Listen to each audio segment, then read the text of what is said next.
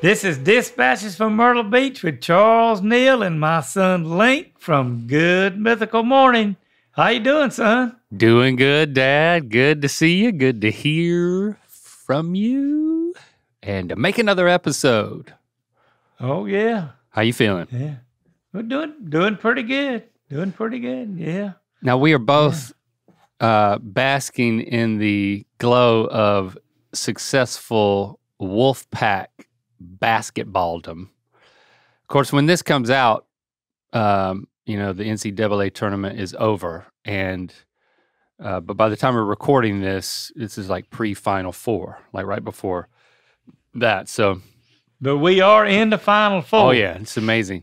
But when it comes out, it's like we're celebrating even more because we won the championship, both men and women. NC State made history. First time since 1983 that we won the tournament, right? Do you believe that it happened? Oh, you mean the ACC tournament? No, I'm talking about in our future, which is the current past of the release. Yep. Once this episode comes out, it will have happened. Yeah, and we're going to be the champions. That's right. That's what I'm trying to say, Dad. I hear you, boy. Now, right. We've been positive about this the whole time. We might as well not quit now. And you're wearing your NC State sweatshirt? Yeah, I got it on. Worn my NC State shirt, but I didn't do it. Yeah. I don't know if you know this, but Rhett and I announced last month that we are funding a scholarship in the engineering school. So the College of Engineering, there's a Rhett and Link Mythical Creative Engineering Scholarship. Oh, man. So one recipient gets a full ride for if they're a North Carolina resident, and they get a full ride for for 2 years. That's pretty neat, Lane. I know. Congratulations to you and Rhett. Yes. And NC State too, and the person that'll get those scholarships. Yeah. So it's so we're excited to kind of be building our connection back with our alma mater, but no time better than now when they're doing so well at basketball. You know, because we've been through it. We've always been Wolfpack fans. Oh yeah. Like the reason why I was a Wolfpack fan was because you were a Wolfpack fan from as young as I can remember. Oh yeah. So you were a Wolfpack fan, you didn't go to school. Growing up, why is that? Because of? I just liked the Wolfpack and didn't like Carolina and State. So, you mean Duke? Carolina and Duke. So. That's right. There are certain type of people, these Carolina fans. Logan's a Carolina fan. I gotta give her some flack for that.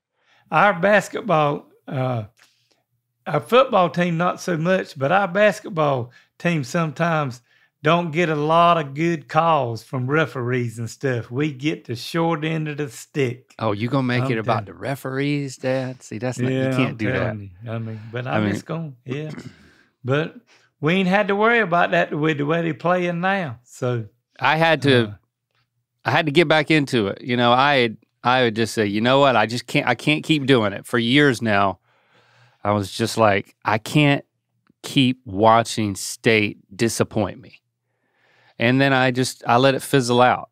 It's easy to let sports fizzle out in this town, you know? Yeah. People don't sports much in this town.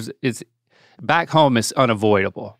Like you can't be a part of public discourse, you know, if you don't follow ACC basketball. Well, you gotta follow somebody in the ACC. Where I live now, there's a lot of Clemson and South Carolina fans, and I just kind of pushed them to the side. I said, y'all don't hold nothing to the Wolfpack because we've been doing pretty well against all of them. So, but you get it everywhere you go here, one way or the other. Right.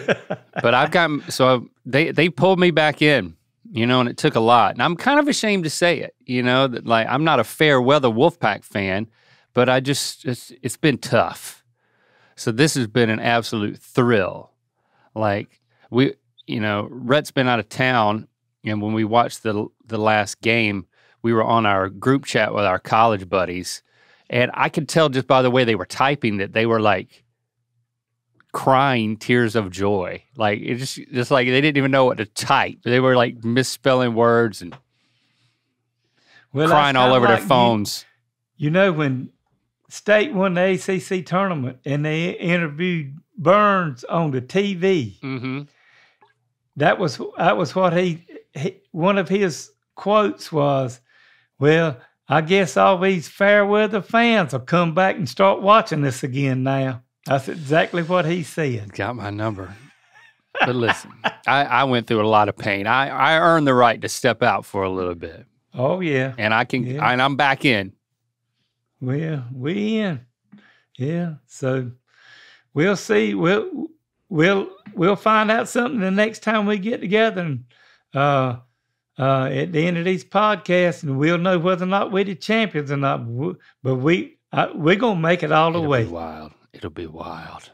So what else is new? I've been meaning to ask about Nancy's jewelry booth. How did that wrap up? It went pretty well for her, but it went pretty well for me too, because we gave an announcement that I was going to be there, and right.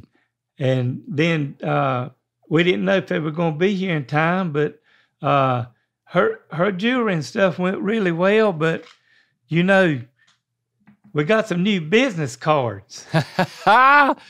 Do you know who I am on one side? Do you know who I am?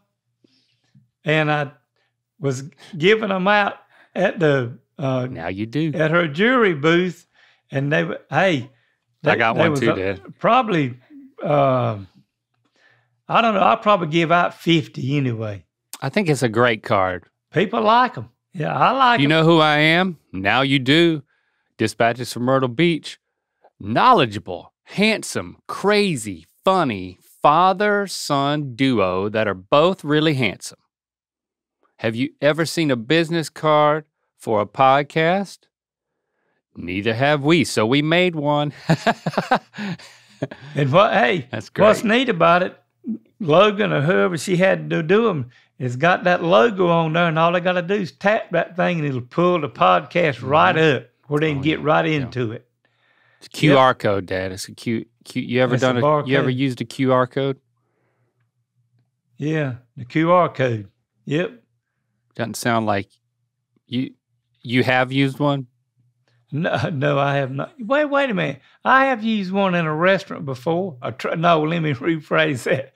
I have tried to use one in a restaurant before to pay and stuff, and sometimes it don't work out too well, so I just tell them, I say, y'all going to take care of this. That's right. I'm sorry. You don't like people putting you to work at the restaurant. That's like them. No. Well, can you scan this to bring up the menu, and can you scan this to pay? And while you're at it, can you wash the dishes in the back? Yeah. And whatever. what? Yeah. Put paper towels back in the I just came to bathroom.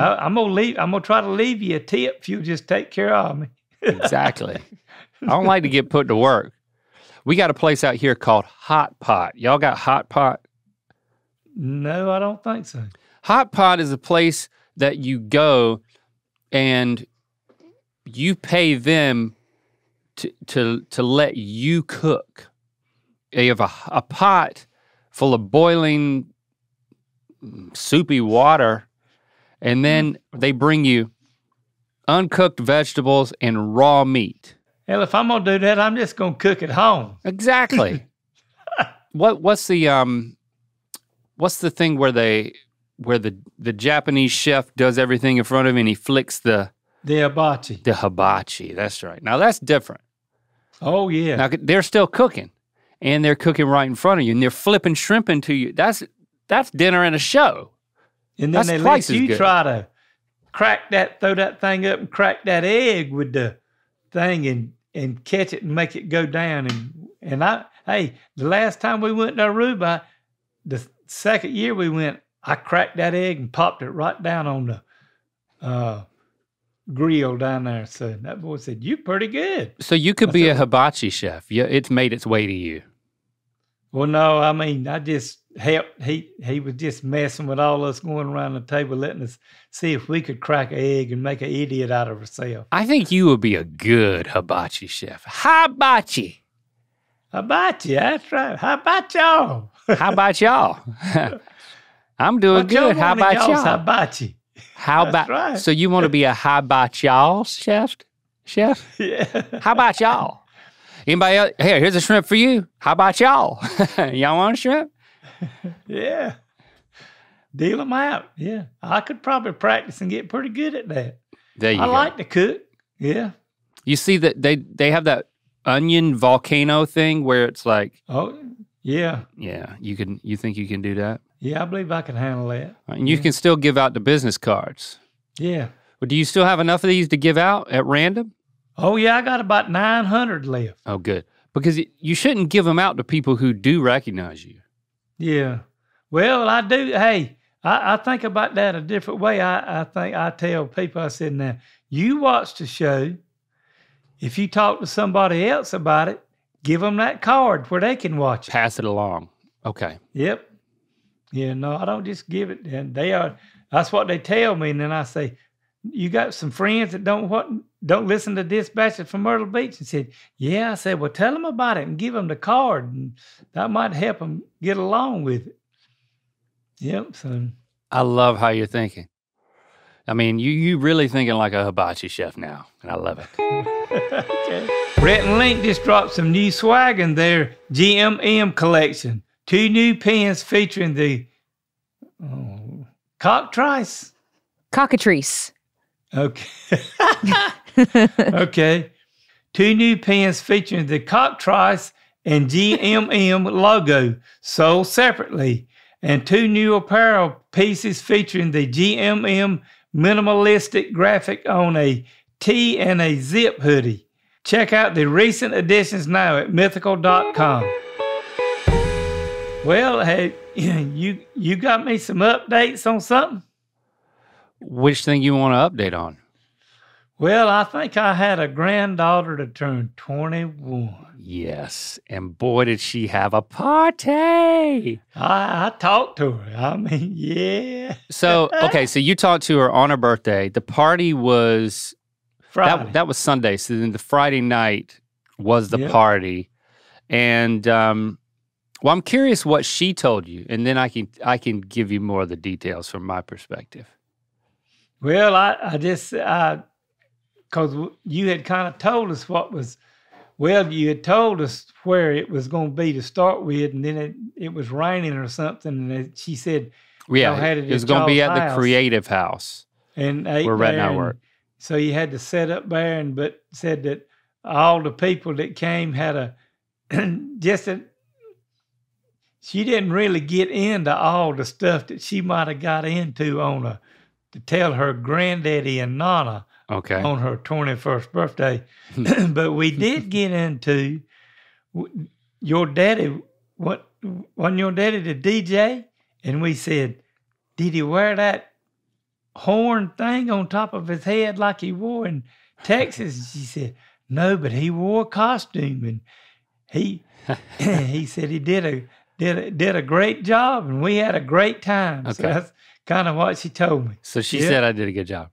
Okay. I'll fill in some more details. Yeah, we were really concerned. I mean, it's unseasonably cold here, and it was potentially rainy, and like half the party was going to be outside. So then we had to move it like 2 days before. We moved it to our house instead because we could have more people inside. 50 or 60 people showing up, so it was like, you don't want people cold and miserable at a party. You want them loose and enjoying themselves. And they did a great job of like transforming our house into a 2000s themed prom space. Our whole back room, like our whole family room where we with the big couches and where we watch movies. They had cleaned out everything. They pushed some of the couches against the wall and then took everything else out. The rug and everything was taken out. There's a bar in the back. Oh, yeah. And I set up the speakers and my DJ equipment back there at the bar. And then I had a party light. And so that whole room was just a big dance floor. Oh. And then the front room was where people could like hang out, and we had hired a bartender. That's the thing to do. If you need, I mean, if you're really having a party, that was the best choice we made, was hiring somebody, a bartender, to make the drinks, and us not having to worry about like doing that ourselves or people helping themselves. It was just like, and when they had like special drinks, like 4 that were like themed to things that Lily loved. Oh. Like Lord of the Rings and Star Wars, and so that was fun. And then she loves mac and cheese, so Christy had arranged for it to be catered by this mac and cheese food truck.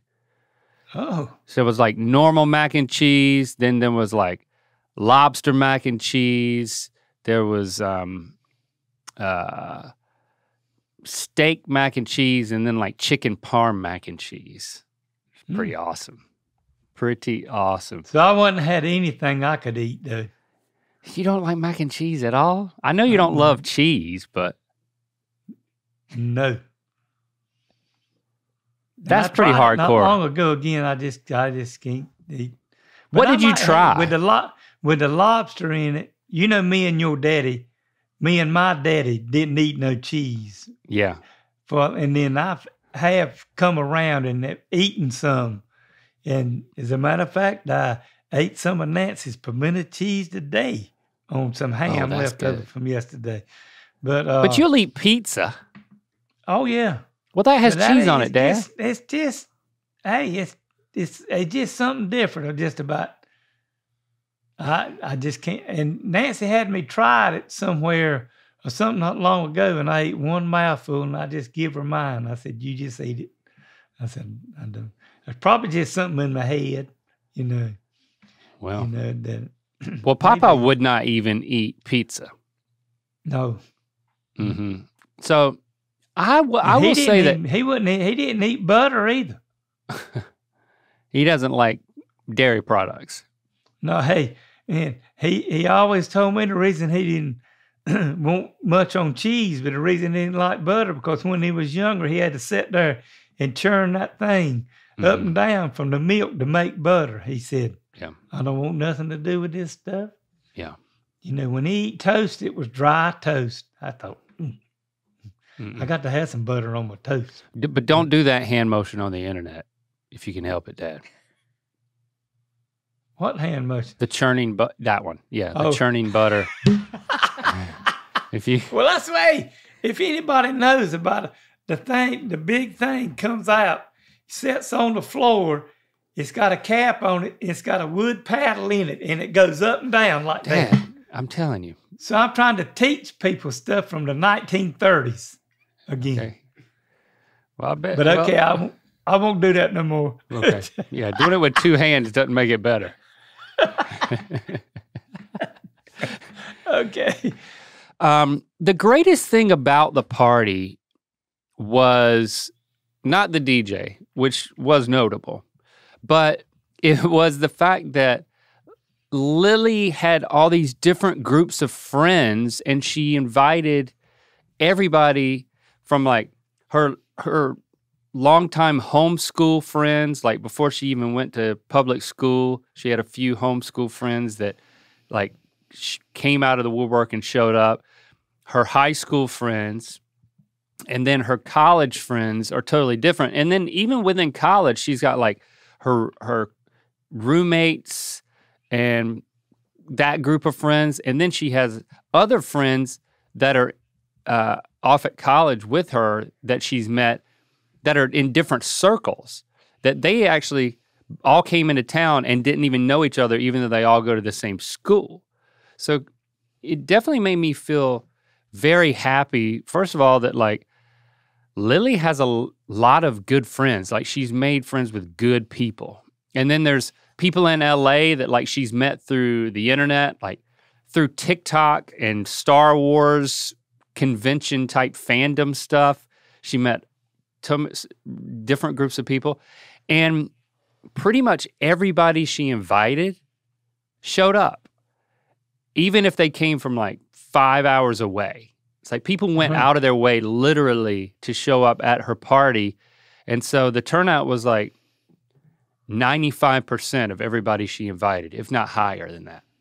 And it's kind of weird when, you know, when you're throwing a party and you're the host and you're the connector to all these different people, there is this weird feeling, right? That's like, well, are my different friends who don't know each other, what's it gonna be like to bring them together? Is that gonna be weird? You know what I'm saying?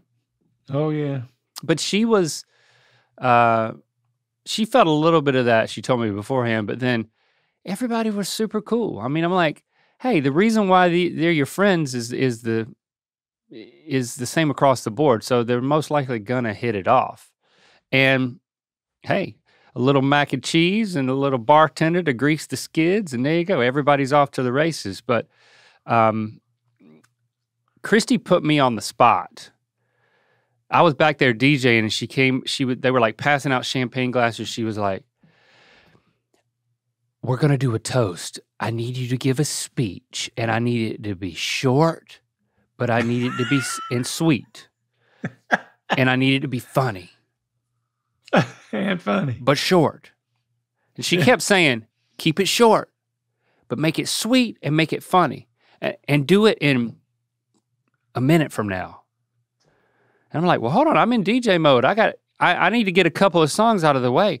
I got to get to a point where it's speech time. It's like you just can't abruptly do that. The DJ's got to ease people in and out of experiences.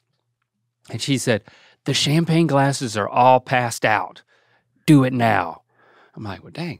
So then I killed the music and I gave a speech, and I did keep it short, and I did keep it sweet, and I think it was funny. People were laughing. And so check, check, check. And I just shared with Lily, I was like, you know, it really does say a lot about her as a person that all of these different people that she occupies a place in their heart would want to show up at her party. You know, it's like that says a lot about her as a person, that everybody wanted to be there to celebrate her.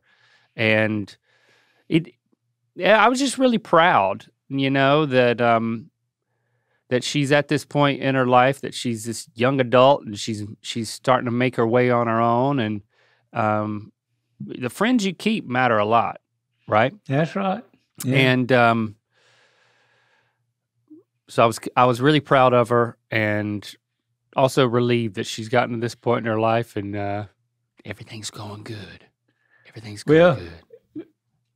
Nancy and I were talking to her, and Nancy asked her about, you know, we were talking to her about the party and stuff, and she said, well, was your boyfriend there?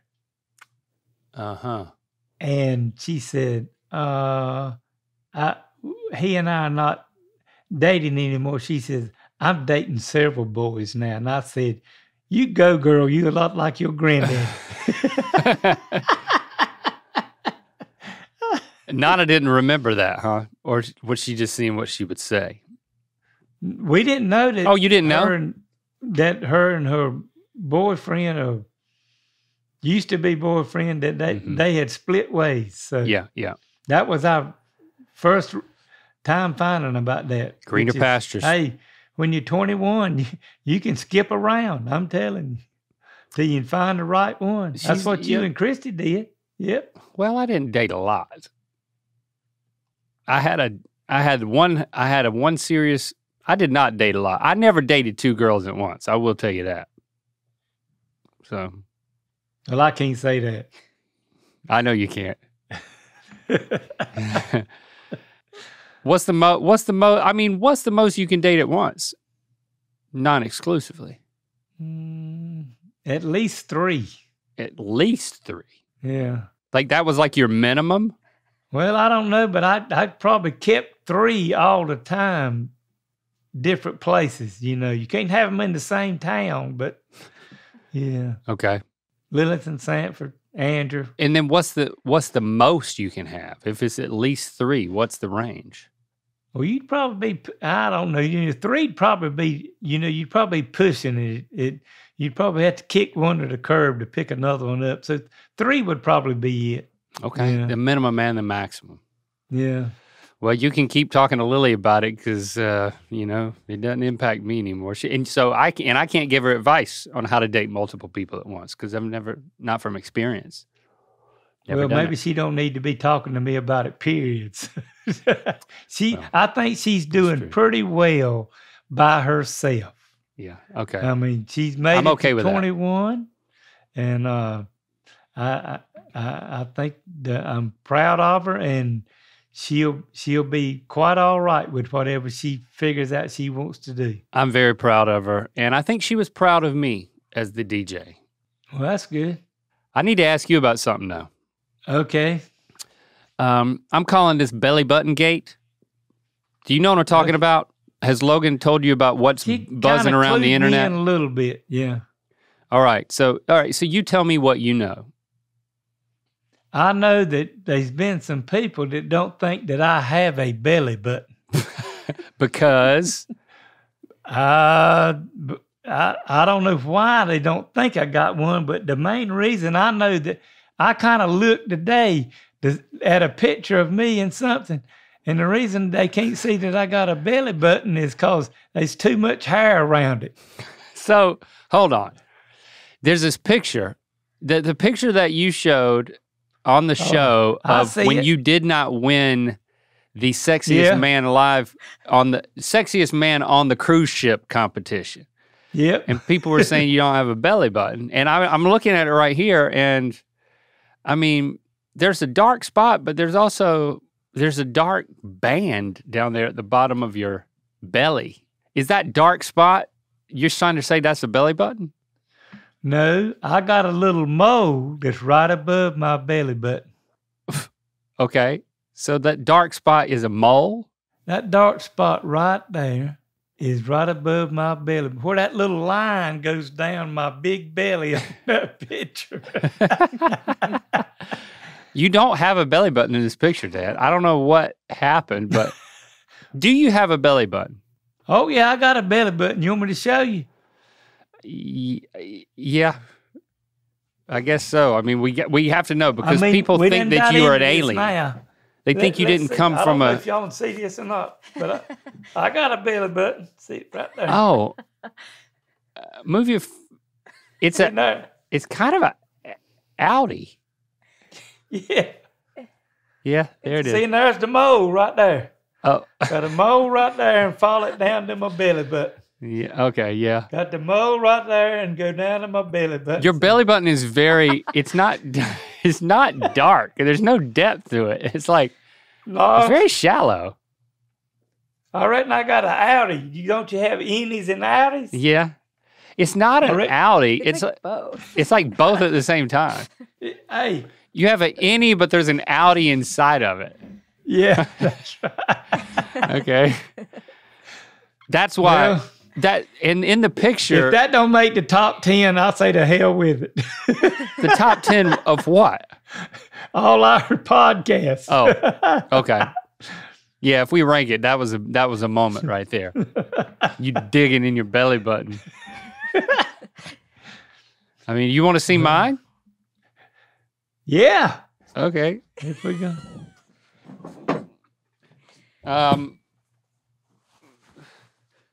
Here's mine. Oh, you can see yours. See how dark mine is?